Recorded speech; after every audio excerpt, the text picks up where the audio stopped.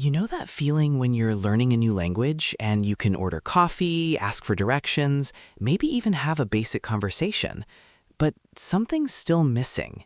You're functional, but you're not fluent. That gap between functional and fluent is one of the most fascinating thresholds in language learning. And honestly, it's not really about vocabulary size or grammar rules. It's about something much more fundamental. Which is what drew me to today's conversation, because we're going to explore what fluency actually means, but also we're going to talk about mornings, productivity slumps, the way we wind down at night.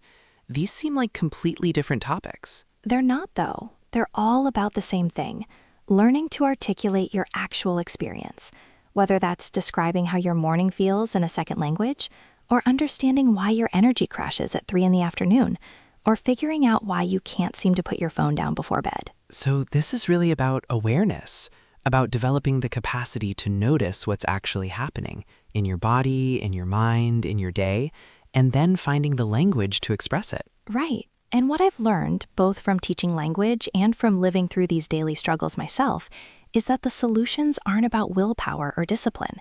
They're about working with yourself rather than against yourself, understanding your biology, designing your environment, building sustainable systems. I have a feeling a lot of people are going to recognize themselves in this conversation. The night owl trying to force themselves into early morning routines, the person drowning in afternoon tasks, the endless scroll before sleep. And hopefully they'll walk away with something more valuable than tips and tricks, a different way of thinking about these challenges, a different relationship with themselves. So Emma, I want to dig into something that I think a lot of language learners get confused about. There's this moment where you can say basic things. I eat breakfast, I go to work, and you feel like you're making progress. But then there's this other level where you can actually live in the language. What's happening at that threshold? That's the B1 to B2 transition, and it's remarkable because it's not just about vocabulary or grammar rules. At B1, you can maintain a conversation, you can get your point across, but you're still translating in your head, you're still reaching for words. B2 is where something shifts.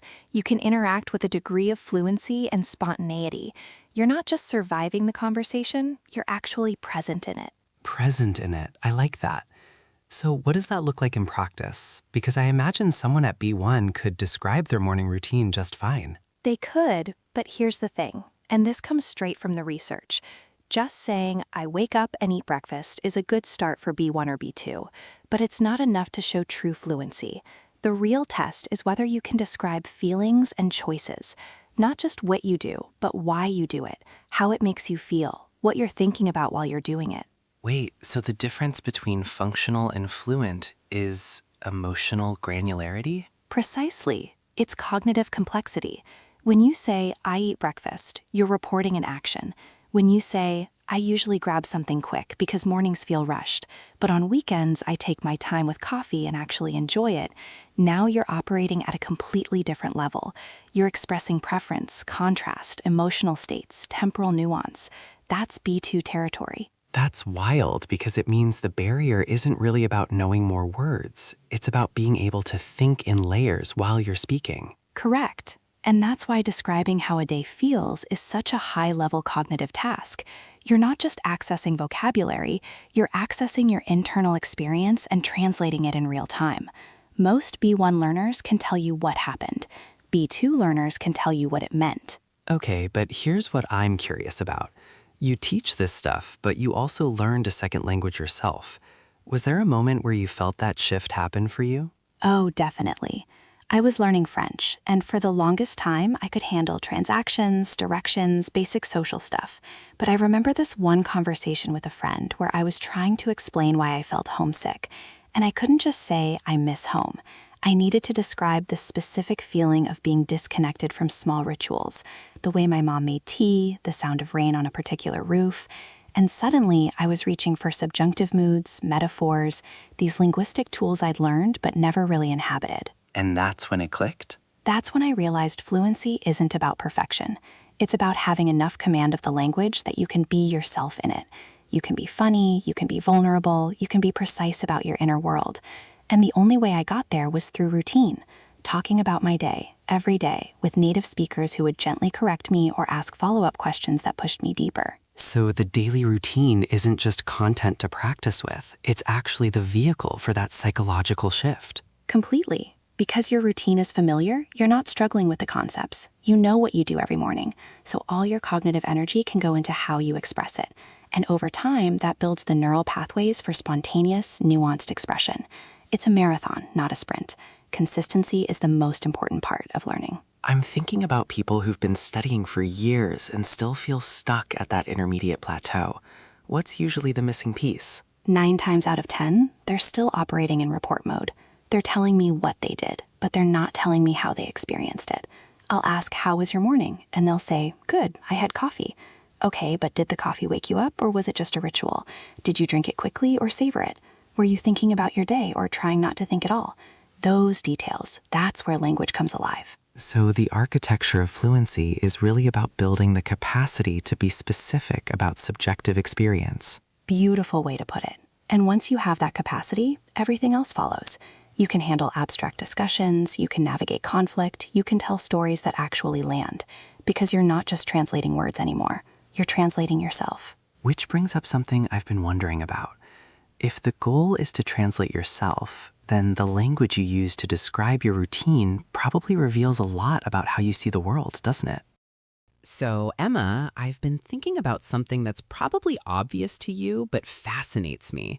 How do people actually kick off their day? Like, what does that phrase even mean when you really think about it? Ooh, that's a wonderful place to start. Kick off. It's such a physical, energetic phrase, isn't it? It comes from sports, from that moment when the ball gets launched into play. There's this implied momentum, this sense of propulsion. But here's what I find interesting after years of teaching. Most people don't actually kick off their day.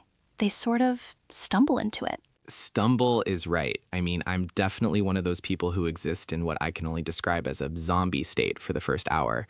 Is that just me being weak-willed, or is there something actually happening in the brain? You're describing what we call sleep inertia. And no, it's not weakness. Your brain is literally transitioning between states. But what you're really asking about is something deeper. It's about chronotypes. Are you familiar with the whole early bird versus night owl thing? Sure, but I always assumed that was just, I don't know, habit. Like you train yourself to be a morning person or you don't. That's what most people think, and it drives me a bit crazy because it's only partially true. There's actual research showing that night owls and early birds have different peaks in cortisol and body temperature throughout the day. It's biological. Your body's internal clock, your circadian rhythm, it's not just about when you go to sleep. It affects when you're mentally sharp, when your body temperature rises, when certain hormones flood your system. Wait, so when someone says I'm not a morning person, they might actually be right? It's not just an excuse? Precisely. Though here's where it gets complicated, and this is where language learning intersects with real life in interesting ways. I had a student, Sarah, who described herself as a total zombie until caffeine kicked in. She was a night owl, genuinely, but her colleague Leah was an early bird who did yoga every morning. Same office, completely different biological realities, and the language they used to describe their mornings was revealing. How so? Well, Sarah talked about needing caffeine to function, very mechanical language. Leo talked about using yoga to find his headspace. That word, headspace, it's become so common now, but it's actually quite sophisticated when you break it down. I use that word all the time, and I'm not sure I could define it if you ask me to. Most people can't. It's one of those terms that feels intuitive, but is actually quite abstract. Headspace refers to your mental state, your mood, the quality of your thinking at any given moment. When someone says they have a clear headspace, they mean they're mentally ready, calm, focused, prepared to work. A cluttered headspace means stress, distraction, mental noise. So it's like mental real estate. That's a brilliant way to put it. And just like real estate, some people's headspace is naturally more organized in the morning, while others need time, or coffee, or exercise, or music to clear it out. What strikes me is how this connects to language learning. When I'm teaching, I can tell within minutes whether a student has the headspace for complex grammar, or whether we need to do something simpler, more conversational. Is headspace something you can control, or is it just whatever your brain decides to give you that day? Both, and neither. This is where I've changed my thinking over the years. I used to believe it was all about discipline. Just wake up earlier, establish a routine, train yourself. But I've watched too many people torture themselves trying to become morning people when their biology is screaming at them to stay up late. The real question isn't, how do I force myself into a different chronotype? It's, how do I work with the chronotype I have to create the headspace I need? That's a completely different question. It is, and it requires a kind of self-knowledge that most people never develop because they're too busy fighting against themselves. Sarah, my night owl student, she eventually stopped trying to be productive at 7 a.m. She restructured her entire day around her natural rhythms. Leo, the early bird, he protected his mornings fiercely because that's when his headspace was clearest. But what about people who don't have that luxury? I mean, most jobs start at a fixed time. You can't just tell your boss, sorry, I'm a night owl, I'll be in at noon. No, you can't, and that's the tragedy of it, frankly. We've built a society that privileges early birds and punishes night owls. But even within those constraints, understanding your chronotype and your headspace needs, that knowledge is power. Maybe you can't change when you start work, but you can change what you do in that first hour. Maybe you don't schedule important meetings first thing. Maybe you use that zombie time for routine tasks and save the creative work for when your cortisol peaks later in the day. You mentioned cortisol. That's the stress hormone, right? What's it doing in the morning? It's not just stress. Cortisol gets a bad reputation, but it's actually what wakes you up. It's part of your body's natural alarm system. For early birds, cortisol peaks earlier in the morning, which is why they wake up alert. For night owls, that peak comes later. Their body temperature rises later too. It's all connected. Hormones, temperature, mental clarity. Your headspace is literally shaped by your biochemistry. So when I'm stumbling around like a zombie, it's not that I'm lazy or undisciplined, my cortisol just hasn't kicked in yet? Partly, yes. Though I'd push back a little on the word just. Because here's what I've learned. Knowing the biology doesn't absolve you of responsibility. It gives you information. What you do with that information, that's where the interesting choices happen. Do you fight your chronotype or work with it? Do you use caffeine as a crutch or as a tool? Do you create rituals that help you find headspace, or do you just white-knuckle through the morning? What did Leo do? The yoga thing, was that about finding headspace or just exercise? For him, it was both, but what struck me was his language. He didn't say, I do yoga to wake up or to get energized. He said, to find my headspace. That's a very specific intention. He was using physical movement to create mental clarity, and because he was an early bird, his body was already primed for that. The yoga wasn't fighting against his biology, it was amplifying what was already happening. Whereas if Sarah tried to do yoga at 6 a.m., she'd probably hate it, or at best it would feel like a chore, because her body isn't ready. Her headspace isn't there yet. She needs caffeine first, not because she's addicted, though she might be, but because her biochemistry needs a jumpstart that Leo's doesn't. This is making me rethink my entire relationship with mornings. I've spent years feeling guilty about not being a morning person. And that guilt is probably making your headspace worse, because now you're not just dealing with sleep inertia and delayed cortisol, you're also carrying this narrative that you're somehow failing at being human. That's exhausting. So what's the alternative? Just accept that I'm a zombie until 10 a.m. and move on? Accept it, yes, but not passively. This is where the concept of headspace becomes really useful. If you know you don't have clear headspace in the morning, you can plan for that. You can create structures that don't require it. You can be gentle with yourself instead of forcing productivity. And maybe you can find small rituals that help you transition more smoothly, even if you'll never be Leo bouncing out of bed at dawn. What kind of rituals? That's deeply personal. For some people, it's music. For others, it's a specific type of breakfast or a walk, or even just sitting in silence with coffee. The ritual itself matters less than the intention behind it. You're creating a bridge between your zombie state and your functional state. You're giving your brain permission to wake up gradually instead of demanding it to perform immediately. This feels like it connects to something bigger than just mornings, doesn't it? Like the whole idea of working with yourself instead of against yourself? Without question. And that's why I love teaching language through the lens of daily routines. Because when you're learning to describe your morning in English, you're not just learning vocabulary. You're learning to articulate your relationship with time, with your body, with your own mind. The language reveals the patterns. And once you can name something, I'm a night owl, I need headspace, I'm in a zombie state, you can start to work with it consciously. So language isn't just describing reality, it's helping you understand it. And sometimes change it. Because once Sarah could articulate that she was a night owl who needed caffeine to function, she stopped feeling broken. She stopped trying to force herself into Leo's routine. She found her own way.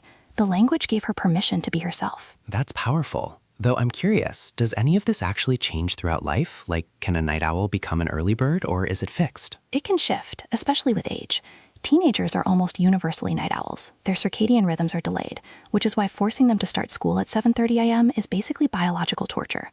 As you get older, you tend to shift earlier, but within those broad patterns, there's still individual variation, and there's still the question of habit versus biology, which is genuinely hard to untangle. How do you know which is which? You experiment, you pay attention, you notice when your headspace is clearest without forcing it, and you stop judging yourself for what you discover. That last part is harder than it sounds. Because we're so conditioned to think that morning people are somehow more virtuous? Right. The early bird gets the worm. We have these cultural narratives that equate early rising with success, discipline, moral goodness, but it's nonsense. It's one chronotype being privileged over another.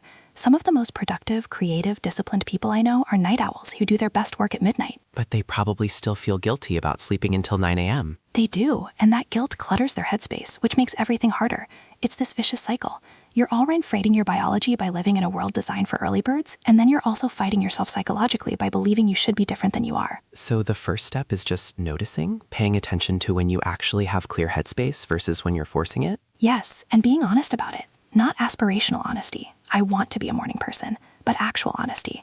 I am a zombie until 10 a.m. That's just true. Now what? That's where the interesting work begins. You know what's remarkable? We've been talking about how Emma structures her mornings, but there's this invisible wall that hits most of us around, 2 p.m.? That sudden feeling where your brain just refuses to cooperate. Oh, the midday slump. It's so predictable, it's almost funny, except when you're in the middle of it and have 3 hours of work left.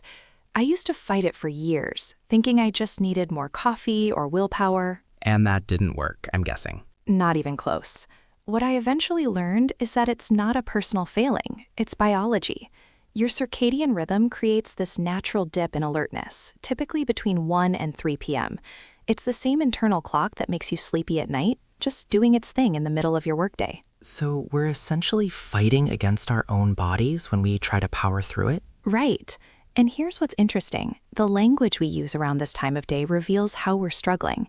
When someone asks how you're doing at 2:30 p.m., what do you usually say? I'd probably say busy is the default answer, but that feels inadequate somehow, like it doesn't capture the actual weight of it. True. And in professional settings, busy can sound almost dismissive. It's too casual for what you're actually experiencing. That's why I started using terms like swamped or snowed under. They're more vivid, more accurate. When I tell someone I'm swamped, they understand I'm not just occupied, I'm overwhelmed. There's something almost physical about those metaphors.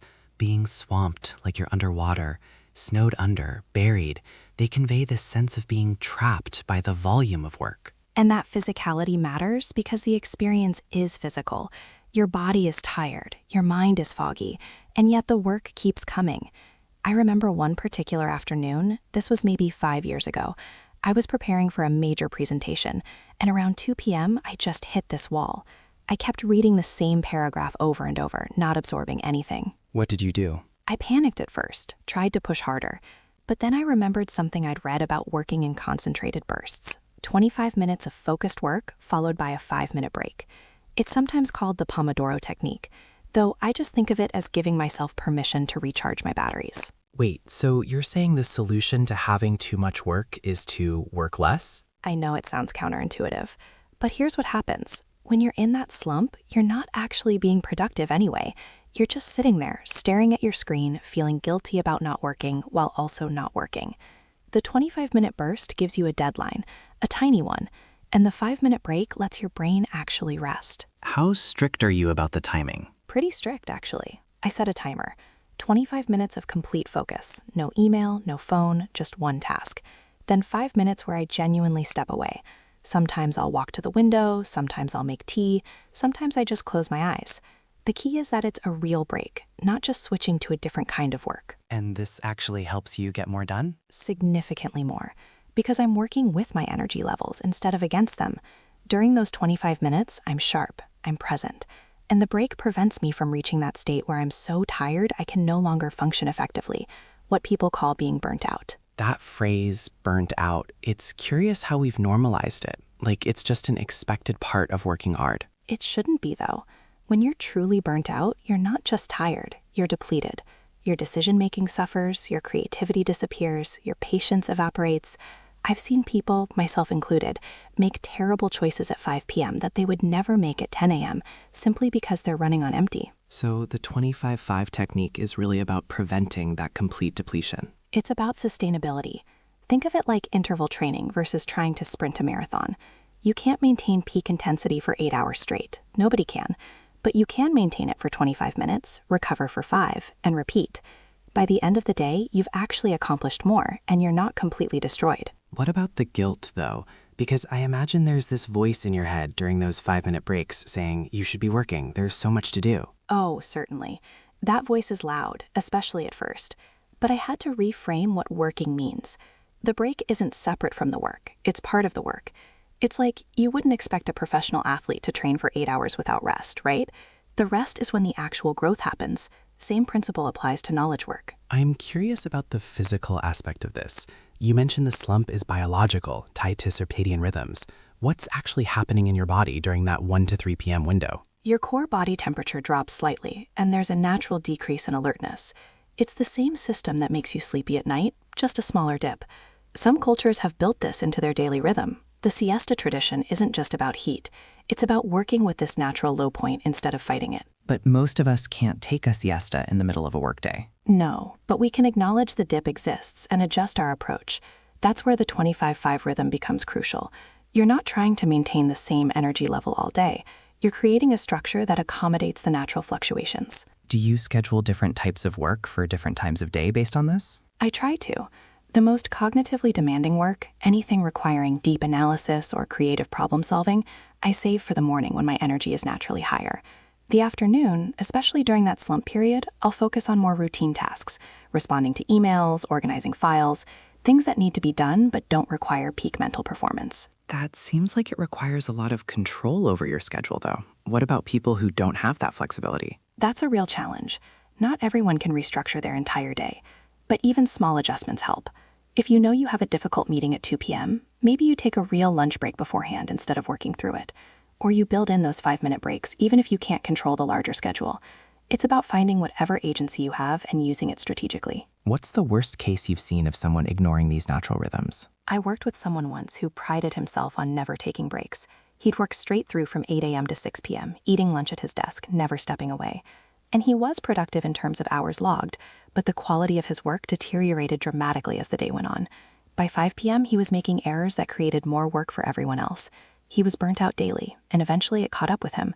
He ended up taking a month off for stress-related health issues. So the irony is that by trying to maximize every minute, he actually became less effective overall. Precisely. And that's the trap so many people fall into. We confuse being busy with being productive. We wear exhaustion like a badge of honor. But there's no prize for being the most burnt-out person in the office. When you're in that state, truly swamped, snowed under, whatever term you want to use, how do you even begin to implement something like the 25-5 technique?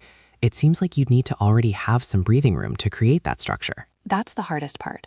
When you're drowning, the last thing you feel like you can afford is a break. But that's when you need it most. I usually start by just doing one cycle, just one. 25 minutes of focused work, 5 minutes of genuine rest, and then I assess. Almost always, I realize I got more done in that 25 minutes than I would have in an hour of distracted, exhausted grinding. It's like you have to prove it to yourself. You do, because it goes against everything we've been taught about productivity. We've been conditioned to believe that more hours equals more output, that breaks are for the weak, that if you're not constantly busy, you're not working hard enough. Unlearning that takes time. And I imagine the culture around you matters too. If everyone else is working through lunch and staying late, it's hard to be the person taking regular breaks. Culture is huge. I've been in environments where taking a break was seen as slacking off, and others where it was encouraged as part of sustainable performance. The difference in both productivity and morale was night and day.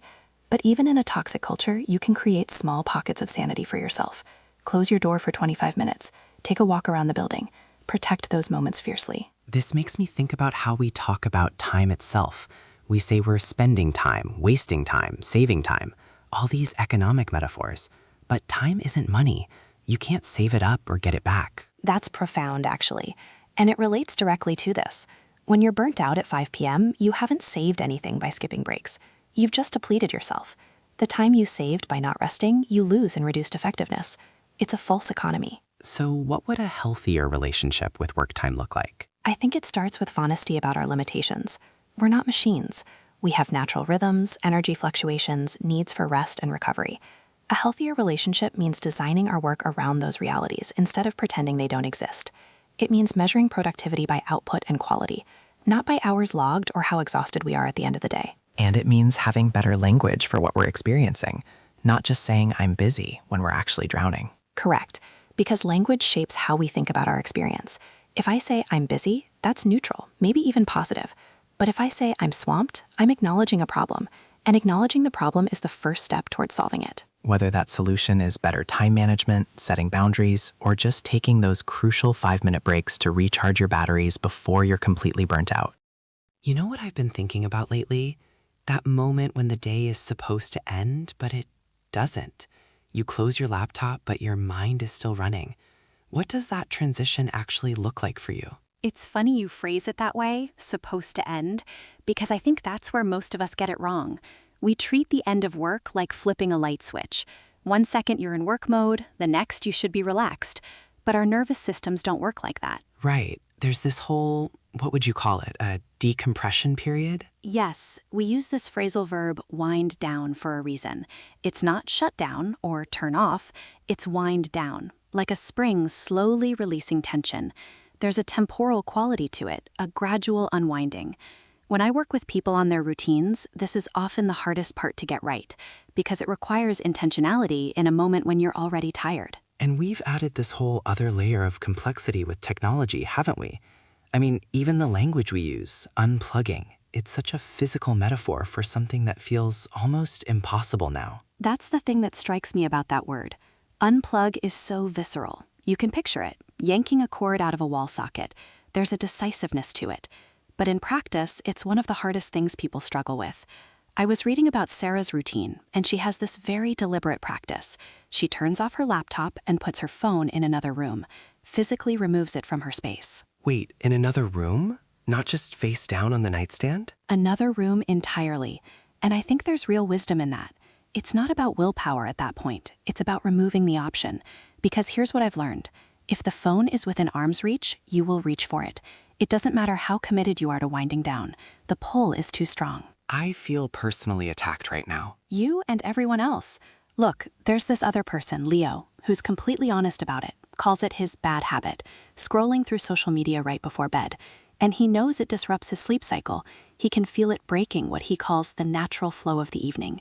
But knowing it and stopping it are two different things. What is it about that particular habit that's so destructive? I mean, beyond the obvious, you're stimulating your brain when you should be calming down. Well, there's the blue light issue. Screens actually inhibit the production of melatonin, which is the hormone that controls your sleep-wake cycle. So you're literally suppressing the chemical signal that tells your body it's time to sleep. But I think there's something deeper happening too. Go on. Social media is designed to be unpredictable. You never know what you're going to see next. That's the whole dopamine-driven engagement model. So right when your nervous system should be settling into predictability and safety, you're instead feeding it randomness and stimulation.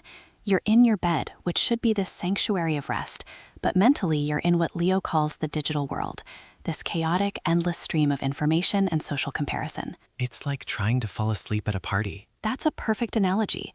And the insidious part is it feels passive. You're just lying there scrolling, so it seems like you're resting. But your brain is working overtime, processing faces, reading emotional cues, making judgments, comparing yourself to others. It's the opposite of winding down. So what's the alternative? Because I think a lot of people would say, okay, I won't look at my phone, but then I'm just lying there with my thoughts, and that's not particularly peaceful either. That's such an important point.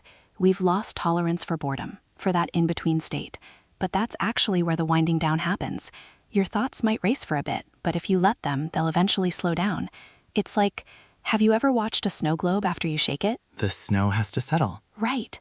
But if you keep shaking it, if you keep picking up your phone, checking one more thing, the snow never settles. The transition never completes. And this is where I think the language of natural flow that Leo uses is really apt. There is a biological rhythm to the evening, a tide that wants to carry you towards sleep, but you have to stop fighting it. What does that look like practically?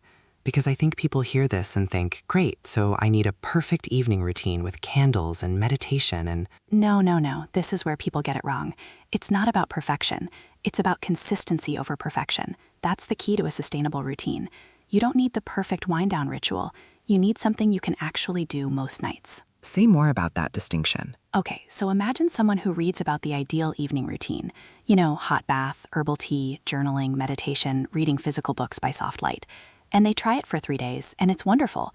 But then life happens. They're tired, they have dishes to do, they just want to collapse. So they skip the whole thing and go straight to scrolling on their phone, because the perfect routine feels too effortful. All or nothing. Right. Whereas if they had just committed to one thing, say phone in another room 30 minutes before bed, that's sustainable. They can do that even on a terrible day. And that one consistent action creates a boundary between the digital world and sleep. It's not perfect, but it's reliable. So you're saying the person who does one simple thing every night is better off than the person who does the perfect routine occasionally? Without question.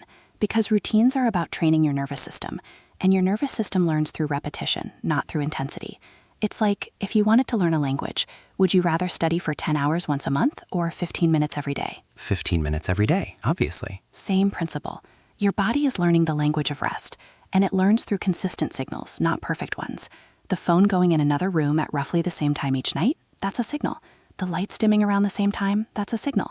Even if everything else is chaos, those signals add up. What about people who say they need their phone as an alarm clock? That's the excuse I hear most often. Buy a $15 alarm clock. I know that sounds flippant, but I'm serious. If the only thing standing between you and better sleep is a $15 purchase, that's not really a barrier. That's a choice you're making, probably unconsciously, to keep the phone accessible. That's harsh. Is it? Or is it just honest? Look, I'm not judging anyone. I've been there. I've been the person scrolling at midnight, telling myself I'm just checking one thing. But at some point, you have to ask yourself, what am I actually choosing here?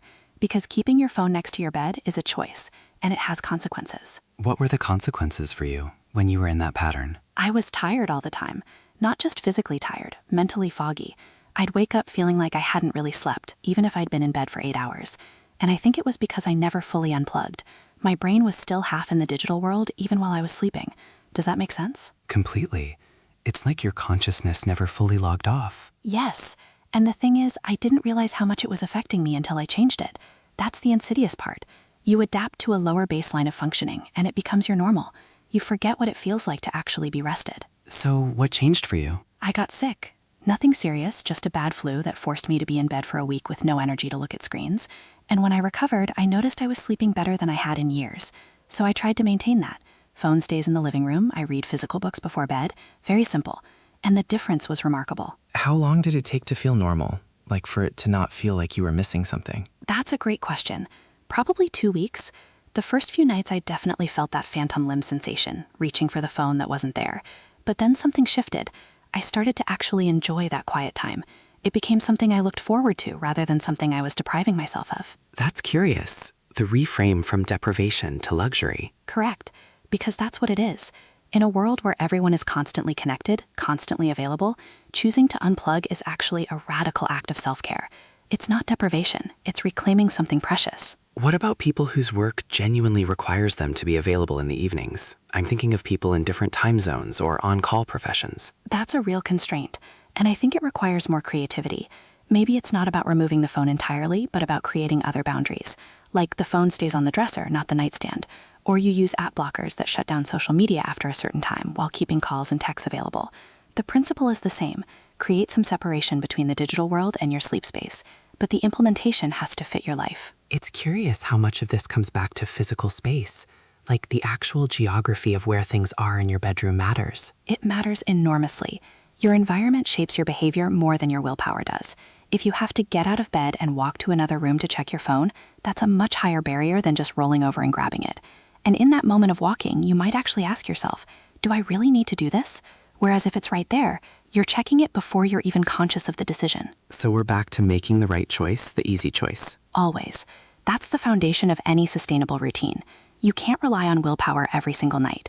You have to design your environment so that the healthy choice is the path of least resistance. What about the content of what people are consuming? Like, is reading news before bed different from scrolling social media? Good question. I think it depends on the person and the news, but generally both are problematic because they're both unpredictable and potentially emotionally activating. You don't know if you're going to read something that makes you angry or anxious or sad. And even if the content is neutral, you're still getting that blue light exposure that disrupts melatonin production. Right. The biological mechanism doesn't care whether you're reading the news or watching cat videos. Precisely. Your brain just knows bright light, stimulation, stay awake. It's working against the natural flow towards sleep. And I think that phrase, natural flow, is really important because there is a biological rhythm that wants to happen. We're not inventing sleep. We're just trying to stop interfering with it. That's a profound reframe. We're not trying to force ourselves to sleep. We're trying to stop preventing ourselves from sleeping. Yes, and that's why the winding down period is so crucial. It's not about doing something to make yourself sleep. It's about stopping the things that are keeping you awake. It's subtractive, not additive. Although you could argue that putting the phone in another room is an additive action. Fair point. But it's an action that enables subtraction. You're adding a barrier so you can subtract the distraction. It's like if you're trying to eat healthier, you don't keep cookies on the counter and rely on willpower. You just don't buy the cookies. The action of not buying them enables the subtraction of temptation. I'm curious about something. Do you think our relationship with winding down has changed generationally? Like, did our grandparents struggle with this? Oh, that's intriguing. I mean, they didn't have the digital disruption, obviously, but I wonder if they had other things. The television was probably the equivalent concern. People worried about watching TV before bed. But there's something qualitatively different about a phone, isn't there? It's interactive, it's personal, it's in your hand, inches from your face. And it's infinite. You can't reach the end of social media the way you reach the end of a TV show. That's the key difference. There's no natural stopping point. The algorithm is designed to keep you engaged indefinitely. So you have to create your own stopping point, which requires a level of self-regulation that's frankly pretty difficult when you're already tired. Which brings us back to the environment design. Don't rely on self-regulation at your weakest moment. Right. Decide in the morning when you're fresh. So, Emma, we've talked about how you structure your day, how you think about energy management, but I'm curious about the actual mechanics of how you teach fluency. Because there's this technique you use called shadowing that I find intriguing. Can you walk me through what that actually is? Oh, shadowing. Yes. It's one of those techniques that sounds almost too simple to work, but it's incredibly powerful. Basically, you're listening to an audio track, could be a native speaker, could be a podcast, whatever, and you're repeating what they say as close to real time as possible, not after they finish, while they're still speaking. You're literally shadowing their voice. Wait, so you're talking over them? Right. You're trying to match their rhythm, their intonation, their prosody. It's not about understanding every word at first. It's about getting your mouth and your brain to work at the speed of natural speech. Because that's the thing. Most language learners, they understand English when they read it, they can construct sentences when they have time to think, but when they need to speak in real time, there's this lag. Shadowing trains you to close that gap. That's curious because it's almost like you're not learning vocabulary or grammar in that moment. You're learning the physical act of speaking at native speed. Yes, that's it. It's muscle memory for your mouth and your brain. And the rhythm part is crucial. English has this particular musicality to it, the stress patterns, the way we emphasize certain words and swallow others. You can't learn that from a textbook. You have to feel it. Shadowing forces you to internalize that rhythm. So when you're working with students, how do you actually implement this? Because I imagine just throwing someone into shadowing could be overwhelming. Oh, certainly. I start with very specific, emotionally charged sentences. For example, I'll have them shadow something like, I am absolutely swamped with work this week. But I tell them you have to say it with the emotion. You have to sound stressed, overwhelmed, because that's what makes it stick. If you're just mechanically repeating words, you're not engaging the part of your brain that actually uses language in real life. The emotion is the anchor. Precisely. And this connects to something I'm really passionate about, which is why I push my students towards descriptive storytelling rather than memorizing word lists. Because when you're preparing for something like the IEL test exam, most students think, I need to learn more vocabulary. I need to memorize these academic words. But that's not what the examiners are actually looking for. What are they looking for? Range, emotional range, descriptive range. They want to see that you can paint a picture with language, that you can describe a memory, a place, a feeling, and make it vivid, because that's what demonstrates true fluency. Not whether you know the word ubiquitous, but whether you can tell a story that makes someone feel something. So it's less about the sophistication of individual words and more about the sophistication of how you use them together. Right, and this is why I give my students what I call the final challenge. I ask them to describe a perfect day for 5 minutes. No stopping, no planning, just talk. And at first, they panic. They think, 5 minutes? I don't have enough vocabulary for that. But then they realize it's not about vocabulary. It's about detail. It's about saying, I wake up and the sunlight is coming through the curtains in this particular way, and I can smell coffee brewing, and I feel this sense of calm before the day starts. That's fluency. That's such a different approach than how most people think about language learning. Because you're essentially saying the goal isn't to sound academic, the goal is to sound human. Yes. And here's the thing. When you focus on storytelling, the vocabulary comes naturally. Because you're not trying to remember words in isolation. You're remembering experiences, and the words are just the tools to describe those experiences. It's contextual, it's embodied, and that's why it sticks.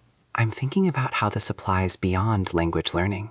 because what you're describing is really about how we encode memory and meaning. The emotion, the context, the narrative, those are what make information retrievable. Without question. And I think this is something we've lost in a lot of modern education. We've become so focused on efficiency, memorize this list, pass this test, that we've forgotten that the human brain doesn't work like a filing cabinet. It works through stories, through associations, through feeling. When I teach someone to describe their perfect day, I'm not just teaching them English.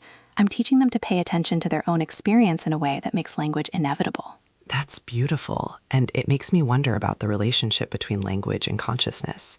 Because if language is how we articulate experience, then becoming more fluent in a language is also becoming more fluent in noticing what you're experiencing. I've never thought about it that way, but yes, that's spot on. When I ask a student to describe their morning routine in detail, they often realize they've never actually paid attention to their morning routine. They've been on autopilot. So learning to describe it forces them to observe it. Language becomes this tool for awareness. Which brings us back to shadowing in a curious way. Because shadowing is about matching someone else's rhythm, their prosody, their emotional tone. You're temporarily inhabiting their way of speaking. There's something almost meditative about that. There is, and I think that's why it works so well. You're not thinking about grammar rules or vocabulary lists. You're just being present with the sound. You're letting your body learn before your conscious mind tries to analyze it. It's the opposite of how we usually teach language, which is very analytical, very left brain. Shadowing is right brain. It's intuitive. So if someone listening wanted to try this themselves, maybe they're learning a language, or maybe they just want to improve their communication in their native language, where would you tell them to start? Find something you genuinely enjoy listening to. A podcast, a speech, a scene from a movie, something where the speaker has energy, emotion, and just try to match them. Don't worry about understanding every word. Don't worry about sounding perfect. Just feel the rhythm. And then, separately, practice describing something from your own life in as much detail as possible. Your commute, your favorite meal, a conversation you had. Make it vivid, make it real. That combination, the shadowing for rhythm, the storytelling for range, that's where fluency lives. I love that, because what you're really saying is that fluency isn't about accumulating knowledge. It's about developing a relationship with language where it becomes a natural extension of how you think and feel. That's it, precisely. And once you have that relationship, the rest, the grammar, the vocabulary, the test scores, all of that follows naturally, because you're not trying to perform language anymore. You're just using it to be yourself. You know, Emma, what strikes me most about this conversation is how it all comes back to the same fundamental shift from fighting yourself to working with yourself. Whether we're talking about mornings, productivity, or language learning, the wisdom is the same. Stop trying to be someone you're not. That's it. And I think that's why so many people struggle, not because they lack discipline or intelligence, but because they're using the wrong map. They're trying to navigate their actual biology and psychology with someone else's idealized blueprint. The real breakthrough happens when you get curious about your own patterns instead of judging them. So if someone's listening to this and thinking, okay, I want to make a change, where would you tell them to start? What's the one thing that creates the most leverage? Pick the smallest possible thing you can do consistently. Not the most impressive thing, not the thing that sounds best when you tell people about it. The thing you'll actually do tomorrow and the day after that. Maybe it's 1 minute of shadowing. Maybe it's putting your phone in another room at night. Maybe it's just noticing when your energy peaks during the day. Consistency is the entire game. And I think what's liberating about that is it takes the pressure off. You're not committing to some massive transformation. You're just experimenting with one small boundary, one tiny practice, and seeing what happens. Right. And here's what I've learned after years of teaching and trying to optimize my own life. The people who make lasting changes aren't the ones who have the most willpower or the most elaborate systems. They're the ones who get really honest about what they're actually willing to do. And then they protect that one thing fiercely. That's where real transformation begins. I love that. Protect the one thing. And maybe the deeper insight here is that all of this, the language learning, the productivity strategies, the sleep routines, it's all really about developing a relationship with yourself, learning to listen to what you actually need instead of what you think you should need. That's beautiful, and it's true. Language gives us the tools to articulate our experience, but first we have to be willing to pay attention to it, to notice the difference between being tired and being overwhelmed, to recognize when we're working with our energy versus against it. That awareness, that's the foundation everything else is built on. Well, I think that's a perfect place to leave it. Emma, thank you for this. I feel like I'm walking away with permission to be more human, which is maybe the best gift a conversation can give. Thank you, Alex. And to everyone listening, be patient with yourselves. The goal isn't perfection. It's just a little more awareness, a little more honesty, and one small practice you can actually sustain. That's how everything changes.